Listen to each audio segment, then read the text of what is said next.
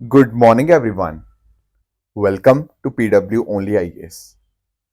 दोस्तों, अक्सर हमने ऐसा देखा है कि बहुत सारी पॉलिटिकल पार्टीज क्या करती हैं कि इलेक्शन से जस्ट पहले बहुत सारी अलग अलग तरह की फ्रीबीज अनाउंस कर देती हैं। इस फ्रीबीज का पर्पस सिर्फ एक होता है, वो है इलेक्शन को जीतना। कैसे भी करके इलेक्शन को जीता जाए, लोगों के हाथ में पैसे बांट दो एंड इस तरह से इलेक्शन जीत लो। अब ये मुद्दा सुप्रीम कोर्ट में भी चला गया है। कहीं ना कहीं बात ये हो रही है कि क्या इस तरह का जो रेवड़ी कल्चर जिसको हमारे प्रधानमंत्री जी कहते हैं, क्या ये सही है? तो यहाँ पर हमारे chief justice of India ji, that is Suryakant ji, इन्होंने यहाँ पे बताया है कि जो फ्रीबीज है ना, वो कहीं ना कहीं वेलफेयर से काफी अलग है। हमें मार्जिनलाइज के लिए वेलफेयर करना बहुत जरूरी है, क्योंकि ये हमारे कॉन्स्टिट्यूशन के DPSP, director principle of state policy के अंदर भी यहाँ पे क्लियरली मेंशन्ड है।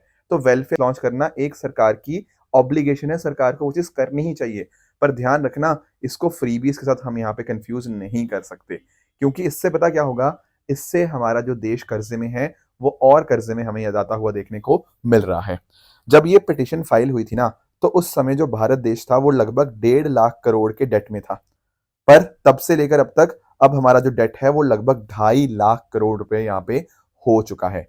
तो कहीं ना कहीं हमारे यहाँ पे पॉलिटिकल पार्टीज में एक होड़ मची हुई है कि फ्रीबीज की बारिश कर दो, एक तरह से इलेक्शन जीत लो। पर किसी को ये नहीं पड़ा हुआ कि देश के ऊपर कितना कर्जा हो चुका है, कैसे हम उसको वापस करेंगे, कैसे इंश्योर करेंगे चीजों का कि सही ढंग से हम चीजें करते रहें। Plus at the same time बहुत सारी अलग अलग पॉलिटिकल पार्टीज बड़े बड़े वादे कर देती हैं इलेक्शंस के टाइम के ऊपर। किसी को कोई नहीं देखता कि हाँ यार, मेडिकल को अच्छा किया, एजुकेशन को अच्छा किया या नहीं किया। नहीं नहीं नहीं, लोगों को बस पैसा दे दो, इलेक्शन जीत लो, बात उतनी ही है। तो यहाँ पर ध्यान रखना पड़ेगा कि सब लोगों को इस तरह से पैसा देना वर्सेस पब्लिक वेलफेयर स्कीम से इन्वेस्ट करना, ये दो अलग अलग बातें हैं। और ये डिस्टिंक्शन बिल्कुल दिमाग में रखनी चाहिए। ऐसा हमारे यहाँ पे चीफ जस्टिस सूर्यकांत जी का यहाँ पे कहना है। आप लोग इस पर्टिकुलर मुद्दे पे क्या सोचते हो, मैं डेफिनेटली आपकी बात यहाँ पे सुनना चाहूंगा। दोस्तों, डेट है आज की 22 जनवरी 2026 एंड आप सभी का स्वागत है आज के प्रीलिम बूस्टर न्यूज डिस्कशन में। स्टार्ट करने से पहले मैं आप सबको बता दूं कि आज शाम 7 बजे सुमित सर और जो आपके बाकी फैकल्टीज हैं वो आपके साथ जुड़ेंगे एंड हम डिस्कशन करेंगे कि आईएएस की जो तैयारी है वो हमें कैसे करनी चाहिए, क्या मिस्टेक्स होती हैं, कैसे इंश्योर करें कि हम वो मिस्टेक्स ना करें। तो ओनली एस यूपीएस चैनल पे ऊपर आज शाम 7 बजे आप हमारे साथ जुड़ सकते हैं। दोस्तों, पहला जो टॉपिक आज हमें डिस्कस करना है वो है गवर्नर कस्टमरी एड्रेस के रिगार्डिंग। मैंने कल भी ये थोड़ा सा टॉपिक बताया था। कल जब हम बात कर रहे थे ना, वो केरला के कॉन्टेक्स्ट में थे। आज जो हम बात कर रहे हैं वो तमिलनाडु के कॉन्टेक्स्ट में है। दरअसल में जो तमिलनाडु के गवर्नर है ना, आर एन रवि जी, उन्होंने मना ही कर दिया है कि जो आपका गवर्नर एड्रेस होता है जो कि स्टेट गवर्नमेंट प्रिपेयर करती है उसको पढ़ने से। वो बिल्कुल असेंबली से बाहर उठ के चले गए। केरला में भी ये ऐसा ही हुआ था। केरला में उन्होंने स्पीच बदल दी थी। जो बताया गया था, जो लिख के दिया गया था, उससे अलग उन्होंने यहाँ पे बोला। तो थोड़ा इस मुद्दे को समझ लेते हैं, क्योंकि ये कहीं ना कहीं मल्टीपल स्टेट्स के अंदर ऐसा हो रहा है कि गवर्नर स्टेट असेंबली की या जहाँ के जो काउंसिल ऑफ मिनिस्टर्स हैं उनकी बात यहाँ पे नहीं मान रहे हैं, उनकी दी हुई स्पीच को यहाँ पे नहीं पढ़ रहे हैं, या तो चेंज कर देते हैं या पढ़ते ही नहीं है। ये अपने आप में बहुत ही इंटरेस्टिंग चीजें हमें देखने को मिल रही हैं देश के अंदर। अब आते हैं इसके कॉन्स्टिट्यूशन प्रावधान के ऊपर। सबसे पहली बात, प्रेसिडेंट जी को आर्टिकल 87 में एंड गवर्नर को आर्टिकल 176 के अंदर यहाँ पे एड्रेस करना होता है लेजिस्लेचर की सिटिंग को। ठीक है, और ये अपने आप में कंपल्सरी कॉन्स्टिट्यूशनल रिक्वायरमेंट है। ये गवर्नर का या प्रेसिडेंट का डिस्क्रिशनरी फंक्शन नहीं है। Very very important point. ठीक है, तो ये करना ही करना है, ऐसा नहीं कि आपकी मर्जी है या नहीं है। नहीं, this not a discretionary function, ये कॉन्स्टिट्यूशनल रिक्वायरमेंट है, कंपल्सरी करना ही होता है। अब आप लोग जानते होंगे कि जब भी कभी चुनाव के बाद पहला सेशन होता है, या फिर हर लेजिस्लेटिव ईयर का जो पहला सेशन होता है, उसकी स्टार्टिंग के ऊपर ये एड्रेस दिया जाता है। अगर मान लो कई स्टेट्स में लेजिस्लेटिव काउंसिल है, तो वहां पर क्या होगा, वहां पर गवर्नर दोनों हाउसेस की इकट्ठा असेंबली को यहाँ पे एड्रेस करते हैं। तो गवर्नर जो है कॉन्स्टिट्यूशनल हेड है डेफिनेटली स्टेट के। और ये जो वो एड्रेस देते हैं ना, गवर्नर एड्रेस, उसके अंदर सरकार, जो चुनी हुई सरकार है, उसकी पॉलिसीज और उसकी प्रायोरिटीज को यहाँ पे दर्शाया जाता है। ये गवर्नर के पर्सनल व्यूज नहीं होते, प्लीज इस बात को आप समझिएगा। अब इसमें सरकार की पॉलिसीज क्या क्या करने वाली है उसके बारे में बताया जाता है, पिछले साल उसने क्या अचीव किया, वो सारी बातें बताई जाती हैं। तो जो चुनी हुई सरकार होती है वही सारा कंटेंट उस एड्रेस का तैयार करती है। प्रेसिडेंट और गवर्नर को aid and advice of council of minister पे चलना होता है, except where there is discretion, ऐसा आर्टिकल 74 एंड 163 में लिखा हुआ है। पर ध्यान रखना, गवर्नर का कस्टमरी एड्रेस या प्रेसिडेंट का कस्टमरी एड्रेस ये डिस्क्रिशनरी पावर नहीं है। I am repeating this again, ठीक है। इस एड्रेस के बाद होता है आपका मोशन ऑफ थैंक्स, ठीक है, उसमें अमेंडमेंट्स हो सकते हैं, डिबेट होती है, पर ध्यान रखना इस डिबेट में गवर्नर साहब पार्टिसिपेट नहीं करते, गवर्नर साहब का बस एड्रेस यहाँ पे होता है। अब पॉइंट यहाँ पे ये आता है कि सर ये स्टार्टिंग कहाँ से हुई इस चीज की। देखो इसकी स्टार्टिंग ना हमें यहाँ पे यूके से देखने को मिलती है। यूके में क्या होता था इनफैक्ट अभी भी होता है, जो किंग की स्पीच होती है ना उससे आपके पार्लियामेंट्री ईयर का यहाँ पे स्टार्टिंग होती है। वो कहने के बताते हैं कि सरकार का क्या फंडा रहेगा, क्या क्या प्रोग्राम्स यहाँ पे वो करेंगे। फिर यूएस के अंदर अगर हम बात करें तो वहां पर भी जो प्रेसिडेंट है वो यहाँ पे इस तरह से एड्रेस करते हैं कांग्रेस को एंड बताते हैं उनकी पॉलिसीज और नेशनल कंडीशंस क्या हैं। तो भारत ने कहीं ना कहीं जैसे वेस्टमिनिस्टर मॉडल हमने यहाँ पे इंप्लीमेंट किया ना पार्लियामेंट डेमोक्रेसी का, तो कहीं ना कहीं जो यूके में सिस्टम था वही हमने यहाँ पे भारत में अडॉप्ट कर दिया, जहां पर इस तरह से कस्टमरी एड्रेस होता ही है। सर क्या इसके रिगार्डिंग कुछ सुप्रीम कोर्ट जजमेंट्स भी रही हैं? Answer is yes. सबसे पहला यहाँ पे आप नोटिस कर पाओगे अंदुल गफूर हबीबुल्ला केस। इस केस में अंदर बात की गई थी कि गवर्नर मना नहीं कर सकते इस तरह से एड्रेस करने से, उनको करना ही करना, ये उनकी कॉन्स्टिट्यूशनल ड्यूटी है, कोई मर्जी नहीं है यहाँ पे। इस तरह से अगर हम बात करें Yogendra Singh Handa versus state of Rajasthan case भी हुआ था, यहां पर भी बोला गया था कि यार देखो रीडिंग करनी तो पड़ेगी आपको एड्रेस की, चाहे भली पार्शियल कर लो पर कहीं ना कहीं एटलीस्ट अपनी कॉन्स्टिट्यूशनल रिक्वायरमेंट पूरी जरूर करो। तो इनफैक्ट ना जो अभी यहाँ पे आर एन रवि जी ने किया ये बिल्कुल कॉन्स्टिट्यूशन के अगेंस्ट जाता है, वो मना नहीं कर सकते इस तरह से पढ़ने से। अगर हम बात करें Shamsher Singh versus state of Punjab case की, यहाँ पर भी बात की गई है कि गवर्नर को काउंसिल ऑफ मिनिस्टर्स की बात को ही मानना पड़ता है जब तक डिस्क्रिशन ना हो, ठीक है ना। तो ये बातें कुछ यहाँ पे अलग अलग जुडिशियल इंटरप्रिटेशन हमने यहाँ पे देखने की कोशिश करी है। आगे आते हैं दोस्तों नेक्स्ट टॉपिक पे, that is EV causing copper crunch. सबसे पहले मैं आपको कॉपर के बारे में थोड़ा एक्सप्लेन करता हूं। देखो कॉपर के बारे में आप सब लोग जानते होंगे, बहुत ज्यादा इंपॉर्टेंट बन गया है आज के टाइम के ऊपर, खासकर इलेक्ट्रिक व्हीकल्स के कॉन्टेक्स्ट में। कॉपर की अगर मैं ओर की बात करूं ना तो एक तो आपका चाल्कोपाइराइट, चाल्कोसाइट, बोर्नाइट, मेलाकाइट, ये कुछ आपको इंपॉर्टेंट कॉपर की ओर्स आपको देखने को मिल जाएंगी। अब कॉपर की थर्मल कंडक्टिविटी और इलेक्ट्रिकल कंडक्टिविटी काफी अच्छी है, मतलब हीट और इलेक्ट्रिसिटी को कंडक्ट करने की कैपेसिटी बहुत शानदार है। कॉपर अपने आप में हाईली डक्टाइल है। डक्टाइल का मतलब होता है ability to be drawn into thin wires, पतली पतली वायर्स में उसको ड्रॉ करने की कैपेसिटी, एबिलिटी। तो कॉपर बहुत डक्टाइल होता है। फिर मेलेबल, मेलेबल का मतलब होता है थिन शीट्स के अंदर ability of metal to be beat into thin sheets, वो भी काफी अच्छी है कॉपर की। फिर कॉपर को जंग थोड़ा कम लगता है, क्रोजन रेजिस्टेंट है, रिसाइकल हो जाता है काफी आराम से। फिर इसके एप्लीकेशंस बहुत सारे हैं, जैसे आपका इलेक्ट्रिकल वायरिंग हो गया, इलेक्ट्रिक बैटरीज हो गया, जो हो गया पावर ग्रिड्स हो गया, electronics, construction, renewable energy, charging stations, इन सब में इसका बहुत बड़े स्तर के ऊपर इस्तेमाल होता है। दुनिया में Chile, Peru, China, Democratic Republic of Congo, USA, ये मेजर प्रोड्यूसर हैं। एंड अगर हम बात करें तो चिली सबसे ज्यादा कॉपर प्रोड्यूस करता है, लगभग दुनिया का 27%। इनफैक्ट दुनिया की जो सबसे बड़ी माइंस है ना, एस्कॉन्डिडो एंड आपका कोलाहुसी, ये आपका चिली के अंदर ही देखने को मिल जाएंगी। भारत भी ठीक ठाक प्रोडक्शन करता है, जैसे आपका सिंहभूम झारखंड में, बालाघाट मध्य प्रदेश में, झुंझुनू अलवर राजस्थान के अंदर, यहाँ पर आपको मेन डिपॉजिट देखने को मिल जाएंगे। And Madhya Pradesh he largest आपका कॉपर प्रोड्यूसर है भारत के अंदर। अब पॉइंट पता क्या है कि जब से हम थोड़ा इलेक्ट्रिक व्हीकल्स की तरफ मूव कर रहे हैं, उससे कहीं ना कहीं कॉपर की डिमांड बहुत तेजी से बढ़ती हुई देखने को मिल रही है। आप यहाँ पे समझना इस बात को। अगर हम बात करें ना ईवी सेल्स की, तो 2015 में लगभग आधा मिलियन थी ईवी सेल्स, आज के समय में लगभग 20 मिलियन हो चुकी हैं।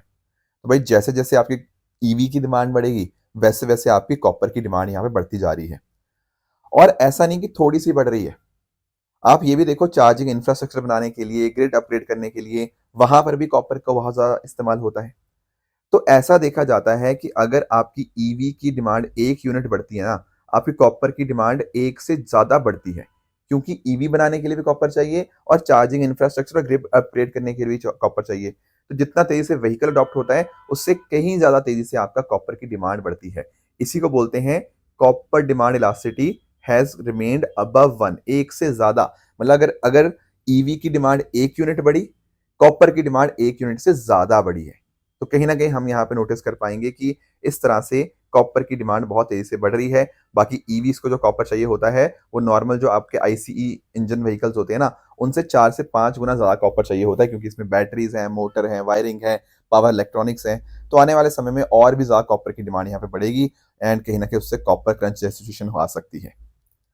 आगे आएंगे दोस्तों नेक्स्ट टॉपिक पे, that is regarding central silk board. अभी पता क्या हुआ है दोस्तों, सरकार ने ना एक बहुत बड़ा बदलाव किया है। बेसिकली मिनिस्ट्री ऑफ टेक्सटाइल्स ने जो सेंट्रल सिल्क बोर्ड की अप्रूवल लिमिट थी, फाइनेंशियल अप्रूवल लिमिट, उसको 50 लाख से बढ़ाकर 1 करोड़ कर दिया गया है। एक्चुअली समझना, देखो हमारे सामने बहुत सारे अलग अलग प्रोजेक्ट्स आते हैं, उनको हमें यहाँ पे क्लियरेंसेस देनी होती हैं। अब कई बार ना क्लियरेंसेस में बहुत बहुत लंबा टाइम लग जाता है। अगर ऐसा हो कि कुछ फाइनेंशियल डिसीजन है वो काफ़ी तेज़ी से लिए जा पाए, राइट, जैसे मान लो कोई प्रोजेक्ट है, उसमें आपका डिजीज कंट्रोल करने के लिए, आपके टेस्टिंग फैसिलिटीज के लिए, बहुत सारी अलग अलग चीज़ों के लिए, यहाँ पे सीड डेवलप करने के लिए आपकी यहाँ पे कॉस्ट होती है उसकी, ठीक है ना। तो कहीं ना कहीं हमें यहाँ पे उनका फाइनेंशियल डिसीजंस भी इनके रिगार्डिंग लेने पड़ते हैं कि हाँ अप्रूवल दें या ना दें। तो अगर अप्रूवल में बहुत लंबा टाइम लग जाएगा तो ईज ऑफ डूइंग बिजनेस एक तरह से खत्म हो जाएगी। तो इसीलिए पहले जो लिमिट यहाँ पे 50 लाख की थी ना, उसको बढ़ाकर अब 1 करोड़ कर दिया गया है, ताकि डिसीजंस लेने के अंदर देरी ना हो, हमारे एक्सपोर्ट्स बूस्ट हो। That is the entire purpose. तो थोड़ा अंडरस्टैंड करते हैं कि आखिर ये सेंट्रल सिल्क बोर्ड है क्या, जिसकी अप्रूवल लिमिट को अभी रिसेंटली बढ़ाया गया है। सेंट्रल सिल्क बोर्ड पहली बात तो एक अपने आप में स्टैट्यूटरी बॉडी है, क्योंकि इसको सेंट्रल सिल्क बोर्ड एक्ट 1948 के माध्यम से बनाया गया था। ये मिनिस्ट्री ऑफ टेक्सटाइल में काम अंतर्गत काम करती है और इसके हेडक्वार्टर आपको बेंगलोर कर्नाटका में देखने को मिल जाएंगे। अब इसका काम क्या है, देखो यही जैसा नाम में है ना सिल्क, तो सिल्क के रिगार्डिंग अलग अलग रिसर्च एंड डेवलपमेंट के ऊपर ध्यान देना, टेक्नोलॉजी के ऊपर काम करना, फिर सिल्क प्रोडक्शन और एक्सपोर्ट को बढ़ाना। दुनिया में सबसे बड़ा जो सिल्क का प्रोड्यूसर है वो आपको चाइना देखने को मिलेगा। चाइना के बाद दूसरा सबसे बड़ा प्रोड्यूसर आपको भारत देखने को मिल जाता है। और इनफैक्ट अगर हम बात करें, भारत दुनिया का सबसे बड़ा कंज्यूमर भी है सिल्क का। अब जब हम सिल्क की बात करते हैं ना, सिल्क होती है मेजरली 2 प्रकार की, एक होती है मलबरी सिल्क, एक होती है non mulberry silk. Mulberry silk मतलब जो ऐसी सिल्क वॉर्म से बनाई जाती है जो मलबरी के पत्तों के ऊपर यहाँ पे फीड करते हैं, ठीक है। आपने देखा होगा आपने मलबरी का जो पेड़ होता है, राइट, अगर सिल्क वॉर्म्स मलबरी के पेड़ के ऊपर फीड करते हैं, वहां से जो सिल्क बनाते हैं उसको मलबरी सिल्क बोलते हैं। अब ये जो मलबरी सिल्क होती है थोड़ी प्रीमियम टेक्सटाइल्स के लिए, लग्जरी साड़ीज के लिए इस्तेमाल होता है। इनका टेक्सचर काफी शानदार होता है, काफी सॉफ्ट रहती हैं। लगभग 92% भारत का जो प्रोडक्शन होता है ना वो मलबरी सिल्क से ही होता है। जो दूसरी सिल्क है उसको हम वान्या सिल्क या नॉन मलबरी सिल्क भी बोल देते हैं। देखो ये जो सिल्क है ना ये थोड़ी सस्ती रहती है, ठीक है, पर इसके भी कुछ कुछ फायदे हैं। जैसे फॉर एग्जांपल इसकी स्ट्रेंथ अच्छी है, ड्यूरेबिलिटी अच्छी है, इको फ्रेंडली से बनती है, क्योंकि यहाँ पे ये मेजरली जो फॉरेस्ट ट्रीज होते हैं ना, ओक, कैस्टर, अर्जुन, इनके ऊपर जो वाइल्ड सिल्क को हम फीड करते हैं उनसे बनती है ये आपकी ये नॉन मलबरी सिल्क। मैंने आपको बता ही दिया भारत में मेजरली कौन सी बनती है, मलबरी सिल्क। और लगभग 97 लाख या लगभग 1 करोड़ लोगों को रोजगार प्रोवाइड करता है आपका सिल्क सेक्टर भारत के अंदर, गाँव में, शहरों में, ठीक है ना। एंड इस तरह से भारत ने 41,000 मेट्रिक टन यहाँ पे प्रोड्यूस किया था 2025 फाइनेंशियल ईयर में। आंध्र प्रदेश, कर्नाटका, तमिलनाडु ये भारत के सबसे बड़े प्रोड्यूसर आपको देखने को मिल जाएंगे। नॉन मलबरी सिल्क में बात करें तो वहाँ झारखंड, छत्तीसगढ़ वगैरह आपके मेजर प्रोड्यूसर्स हैं। भारत ने काफी अच्छा खासा एक्सपोर्ट भी किया आपके UAE, United States, China, UK, इन सब देशों को अपने सिल्क का, राइट। तो ये कुछ बातें थी सिल्क बोर्ड के बारे में जो हमें क्लियर होनी चाहिए। नेक्स्ट आएंगे अगले टॉपिक पे, दैट इज सागर मैत्री। इसको थोड़ा अंडरस्टैंड करते हैं कि आखिर ये सागर मैत्री क्या है। सबसे पहली बात, सागर मैत्री एक इनिशिएटिव है किसका, डीआरडीओ एंड इंडियन नेवी का। अब यहां पे इनके द्वारा मिलकर क्या किया जाता है, हमारी जो इंडियन ओशन रिम कंट्रीज है ना, वहां पर साइंटिफिक कॉपरेशन बढ़ाई जाती है। अब आप लोग जानते होंगे इंडियन ओशन रिम कंट्रीज में टोटल 23 देश आते हैं। अब कैसे हम इंश्योर कर पाए कि हम साइंटिफिक बेसिस के ऊपर कॉपरेशन कर पाए। अब आपके दिमाग में आ रहा होगा पर साइंटिफिक कॉपरेशन करनी क्यों है, या क्या उससे क्या फायदा क्या होगा। देखो एक्चुअली पता क्या है, हम चाहते हैं बहुत सारी चीजें समझना।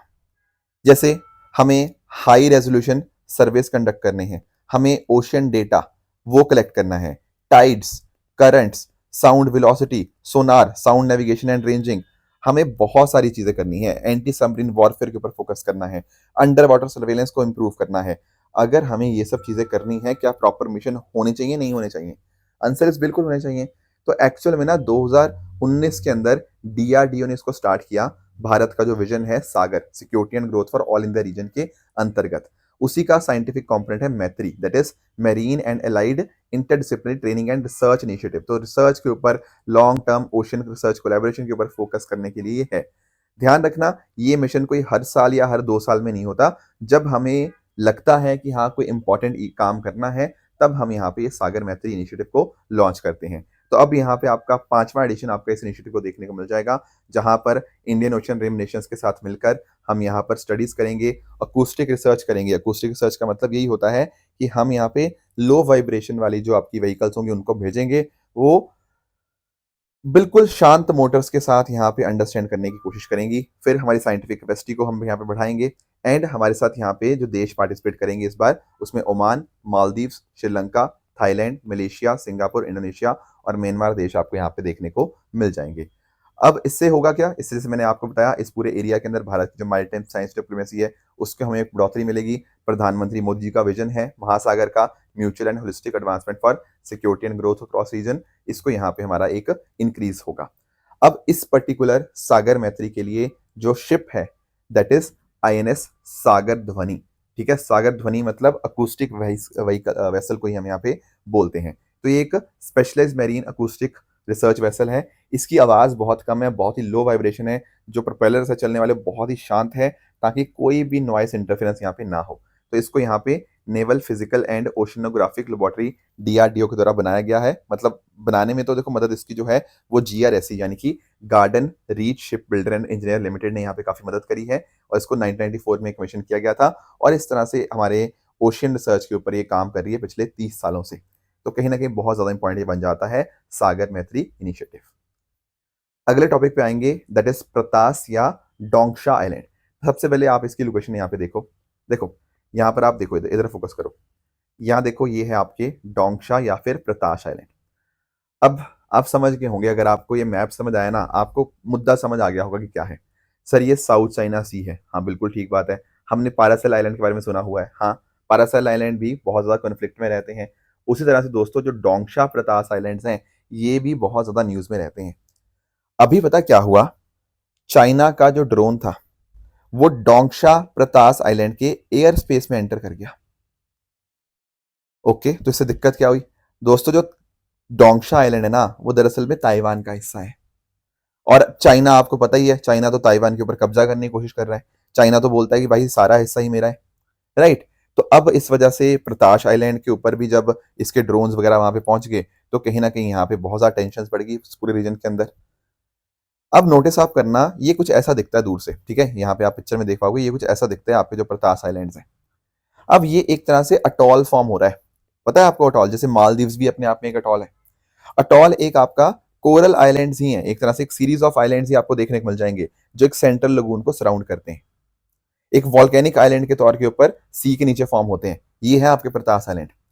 अब ये साउदर्न ताइवान एंड हांगकांग के बीच में लोकेटेड है, एंड यहाँ पे टोटल 3 आइलैंड्स हैं वैसे तो, पर जमीन के ऊपर जो है वो प्रतास ही है। बाकी जो आपके 2 आइलैंड्स है ना, वो जमीन से, वो मतलब पानी से नीचे आ चुके हैं। तो ये अटॉल लगभग 24 किलोमीटर है डायमीटर के अंदर, एंड यहाँ पे काफी सारे coral reefs, marine biodiversity, migratory bird habitat आपको देखने को मिल जाएगी। जैसा मैंने आपको बताया, इसको कंट्रोल ताइवान करता है, एंड इसको डोंगशा अटॉल नेशनल पार्क के तौर के ऊपर एडमिनिस्टर किया जाता है। यहाँ पर कोई लोग नहीं रहते एज सच, बस ताइवान के जो मैरीनर्स हैं वही यहाँ पे स्टेशन है, एंड चाइना क्लेम करता रहता है कि नहीं नहीं मेरा पार्ट है, मेरा पार्ट है, राइट। तो कहीं ना कहीं देखो, क्योंकि ये पैसिफिक ओशन के भी इंडियन ओशन के काफी ज्यादा करीब है, और साउथ चाइना सी के अंदर तो है ही है, तो बहुत ज्यादा स्ट्रेटेजिकली भी इंपॉर्टेंट ये बन जाता है। ठीक है, तो देखते हैं आगे क्या होता है इसके कॉन्टेक्स्ट में, बट इसकी लोकेशन पर्सपेक्टिव से चीजें हमें यहाँ पे डेफिनेटली पता होनी चाहिए। अब आते हैं दोस्तों अपने क्वेश्चंस की तरफ। आज का अपना पहला होमवर्क है अशोका मेजर रॉक एडिक्ट्स के रिगार्डिंग, तो इसको आप ट्राई करना और मुझे कमेंट में इसका आंसर बताना। दूसरा है सोमनाथ टेम्पल के रिगार्डिंग, इसके ऊपर क्वेश्चन पहले भी आ चुका है, आगे भी दोबारा आ सकता है, तो इसका भी मुझे आप नीचे कमेंट्स में आंसर बताइएगा। फिर मैंने कल आपको होमवर्क दिया था, एक था इंडियन नेशनल कांग्रेस के प्रेसिडेंट्स के बारे में। देखो प्लीज इस बात को ध्यान से समझना, ये क्वेश्चन ईजी है। इंडियन नेशनल कांग्रेस की जो पहली वुमेन प्रेसिडेंट थी ना, वो दरअसल में एनी बेसेंट जी थी, ठीक है। और उन्होंने दरअसल में 1917 का जो कैलकाटा सेशन था उसको प्रिसाइड किया था। जब हम बात करते हैं ना सरोजनी नायडू जी की, ये पहली भारतीय महिला थी, जिन्होंने आईएनसी को प्रोसाइड किया था 1925 का कानपुर सेशन। तो कोई आपसे पूछे फर्स्ट इंडियन वुमेन, तो answer will be Sarojini Naidu, but first women तो एनी बेसेंट, राइट। तो इसीलिए पहला स्टेटमेंट आपका यहाँ पे इनकरेक्ट रहेगा। सेकंड स्टेटमेंट की बात करें कि पहले मुस्लिम प्रेसिडेंट कौन थे, तो बिल्कुल दोस्तों जो बदरुद्दीन तैयबजी थे, उन्होंने 1887 के अंदर जो मद्रास सेशन था उसको यहाँ पे प्रोसाइड किया था। जो तीसरा सेशन था ना आपका आईएनसी का, उसको प्रोसाइड किया था बदरुद्दीन तैयबजी ने। तो सेकंड ठीक है, पहला गलत है, आंसर आपका बनेगा option B, 2 only is the right answer. अच्छा, एक होमवर्क मैंने और दिया था आपको, वो था स्तूपा के रिगार्डिंग। देखो यहाँ पे ना, देखो आपको सेकंड और थर्ड तो आई एम वेरी श्योर कि आप सबको पता ही होगा कि जो स्तूपा है वो एक तरह से अवशेष होते हैं। वहां पे सेक्रेड रेलिक्स, एक रिपोजिटरी आपको देखने को मिलती थी, अवशेष वगैरह होते हैं। जैसे बुद्धा जी के भी बहुत सारे एशेज, उनके रिमेन्स, बॉडली रिमेन्स जो हैं वो हमें देखने को मिलते हैं कोई इंपॉर्टेंट जगहों के ऊपर, राइट। तो इवन सेकंड और थर्ड अपने आप में बिल्कुल करेक्ट है, इसमें तो कोई डाउट की बात ही नहीं है। जैसे आपने सारनाथ स्तूप भी देखा होगा, वहां पे बुद्धा ने पहला सरमन दिया था, राइट। अब क्वेश्चन आता है कि ये पहला स्टेटमेंट सर हमें थोड़ा कंफ्यूज कर रहा है। क्या स्तूपा का जो कॉन्सेप्ट है बुद्धिस्ट इन ओरिजिन है? देखो अगर मैं बात करूं ना स्तूपा की, तो डेफिनेटली इसमें कोई डाउट की बात नहीं कि बुद्धिज्म से बहुत ज्यादा बड़े स्तर के ऊपर स्तूपास प्रमोट हुए। पर ये कह देना कि उससे पहले स्तूपा नहीं होते थे, ये बात गलत है। क्योंकि हमारे पास एविडेंसेस हैं कि प्री बुद्धिस्ट बरियल माउंट्स भी हुआ करते थे, तो वहीं से आपका स्तूपा का कॉन्सेप्ट आता है। ठीक है, उससे पहले भी, बुद्धिज्म आने से पहले भी भारत में और बाकी अलग एरियाज में आपके स्तूपास होते थे। बुद्धिज्म ने आके उसको अडेप्ट किया, उसको रिफाइन किया, उसको और बेहतर किया, पर इसके ओरिजिन बुद्धिस्ट नहीं है। इस बात का आप यहाँ पे ध्यान रखेंगे, ठीक है ना। तो first statement is the incorrect statement, ठीक है। आखिरी दो करेक्ट है, तो कितनी स्टेटमेंट करेक्ट हुई? Option B, only 2 statements are correct in this case.